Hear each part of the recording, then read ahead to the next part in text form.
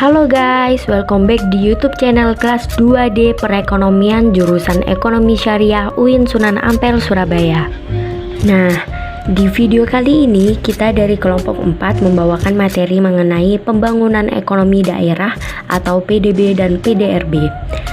Sebelum kita masuk ke materi inti, kenalan dulu yuk sama anggota kelompok 4. Yang pertama ada Ahmad Fido Ramadhani, yang kedua ada Elza Dwi Aprilia, yang ketiga ada saya Andini Putri Maulidiah, yang keempat ada Devira Al-Azroh, yang kelima ada Diah Emi Rahmawati, dan yang keenam ada Diah Ayu Sekar.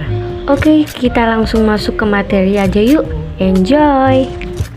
Pembangunan ekonomi daerah adalah suatu proses di mana pemerintah daerah dan masyarakatnya mengelola sumber daya yang ada dan membentuk suatu pola kemitraan antara pemerintah daerah dengan sektor swasta untuk menciptakan suatu lapangan kerja baru dan membantu untuk membangkitkan atau menghidupkan kembali kegiatan ekonomi dalam wilayah tersebut.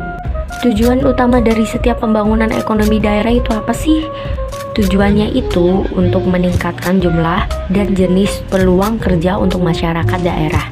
Dalam usaha pembangunan nasional berkelanjutan dan tepat sasaran, dilakukan perencanaan pembangunan yang baik dan didukung oleh sarana dan prasarana perekonomian suatu wilayah. Kondisi perekonomian suatu wilayah dapat dilihat dari pendapatan nasional ataupun regional. PDB atau Produk Domestik Bruto. PDB adalah sebuah hitung-hitungan ekonomi yang juga dapat diartikan sebagai jumlah nilai tambah yang dihasilkan oleh keseluruhan unit usaha yang ada di suatu negara. Selain itu, PDB juga dapat diartikan sebagai jumlah keseluruhan nilai barang dan jasa yang dihasilkan suatu negara dalam kurun waktu tertentu. Umumnya diukur dalam rentang waktu 1 tahun dan dijadikan sebagai tolak ukur pertumbuhan ekonomi suatu negara. Dalam perhitungan ini, PDB juga termasuk barang atau jasa yang dihasilkan oleh perusahaan maupun instansi asing yang terkait asalkan wilayahnya masih dalam wilayah satu negara atau domestik tersebut. Contohnya, seperti perusahaan X dari Cina yang mempunyai cabang di Indonesia. Hasil barang dan jasa tersebut termasuk ke dalam PDB. Barang yang dihasilkan termasuk modal yang belum diperhitungkan, maka bersifat bruto atau kotor. Dirumuskan sebagai berikut. PDB sama dengan C ditambah I ditambah G ditambah X min M. Dengan keterangan PDB yaitu produk domestik bruto. C yaitu konsumsi rumah tangga, I yaitu investasi, G yaitu konsumsi pemerintah, X yaitu ekspor, dan M sama dengan impor. Selain itu, ada beberapa cara yang lebih sederhana untuk menghitung PDB melalui beberapa pendekatan. Yang pertama, pendekatan produksi, yaitu pendekatan PDB yang diartikan sebagai penjumlahan nilai tambah dari setiap barang dan jasa yang dihasilkan oleh suatu negara dalam periode tertentu. Pendekatan produksi ini dapat dirumuskan sebagai PDB sama dengan sewa ditambah upah ditambah bunga ditambah laba. Yang kedua, pendekatan pengeluaran atau pembelanjaan. Pendekatan ini sering digunakan untuk menghitung pendapatan nasional dari jumlah pengeluaran seluruh pelaku ekonomi, baik di dalam negeri maupun luar negeri selama satu periode tertentu. Dalam keseimbangan perekonomian nasional ini sering diformulasikan dalam persamaan PDB sama dengan C ditambah I ditambah G ditambah kurung buka X dikurangi M kurung tutup.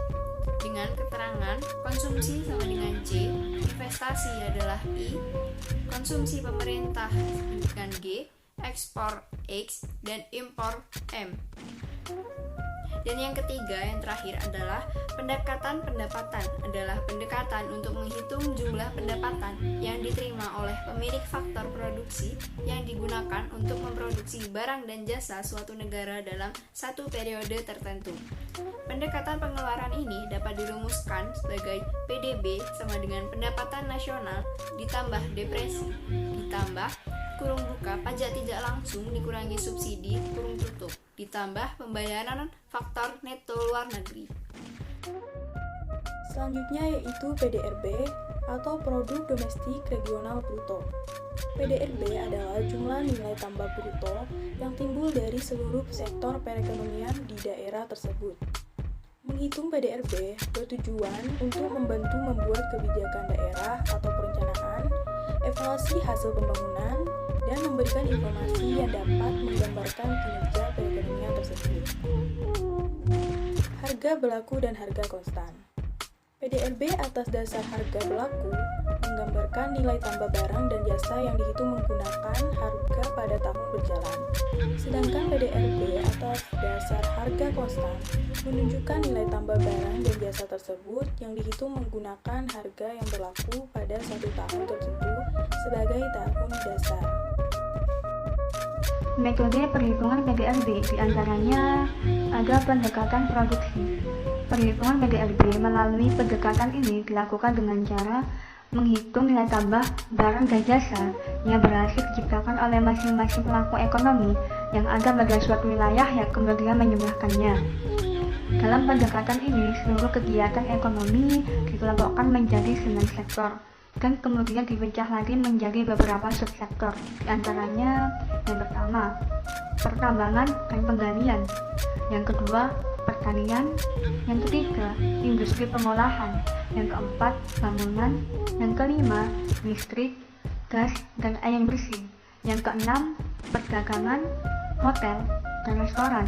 Yang ketujuh, jasa keuangan, persewaan, dan jasa perusahaan.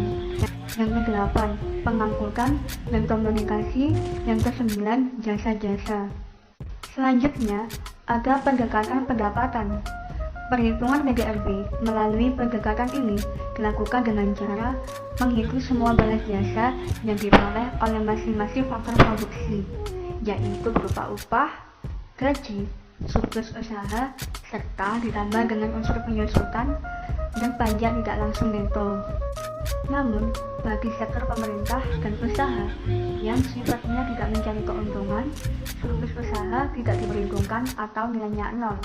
Surplus usaha antara lain mencakup bunga atas modal, sewa tanah, dan laba. Pendekatan pengeluaran. Perhitungan PDRB dengan pendekatan pengeluaran bertitik tolak pada penggunaan akhir barang dan jasa yang mencakup wilayah, kabupaten, atau kota. Jadi, PDRB dihitung berdasarkan komponen pengeluaran akhir yang menggunakan atau mengkonsumsi nilai tambah tersebut. PDRB per kapita. PDRB per kapita merupakan gambaran dan rata-rata pendapatan yang diterima oleh setiap penduduk selama 1 tahun di suatu wilayah atau daerah.